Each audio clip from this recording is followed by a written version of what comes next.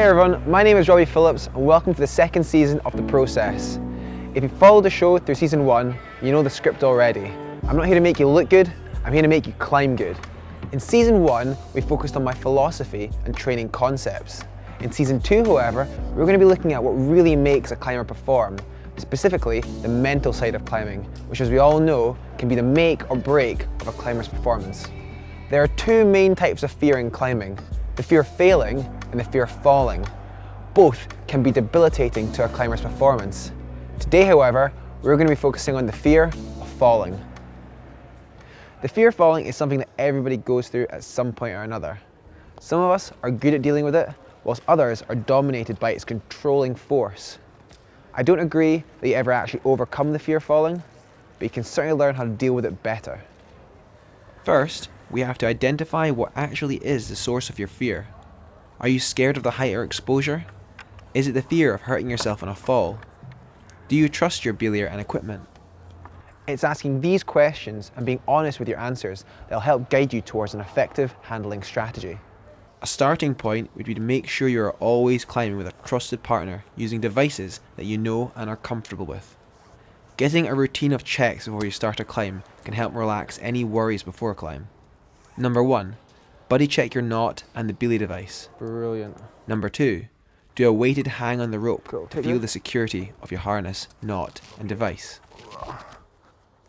That's good. Number 3, get your Belayer to give you a comforting message of support before each climb. It might sound silly, but these things make a huge difference. Have you ever been halfway up a climb and felt the need to check your knot? Exactly.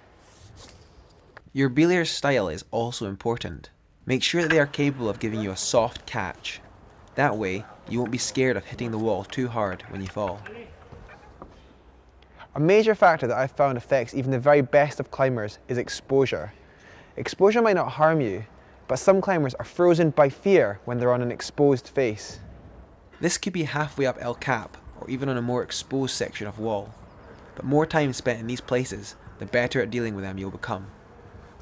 With exposure, remember that it can't actually harm you. What's the difference between being 300 meters up on a wall compared to 20 meters up on a wall?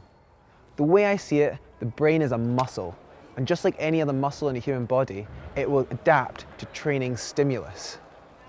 For example, if you put it into stressful scenarios, such as taking a lead fall, over time, the mind will get stronger and better at dealing with this.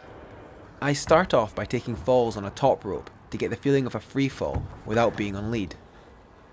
From here, you can then progress to lead falls. It's important to take this slowly.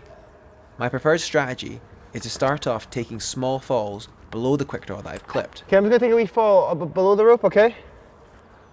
Alright?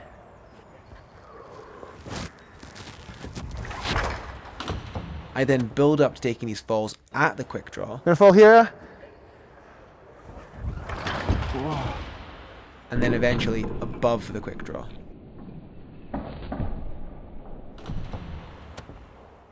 The next stage is to be able to take falls without letting your partner know.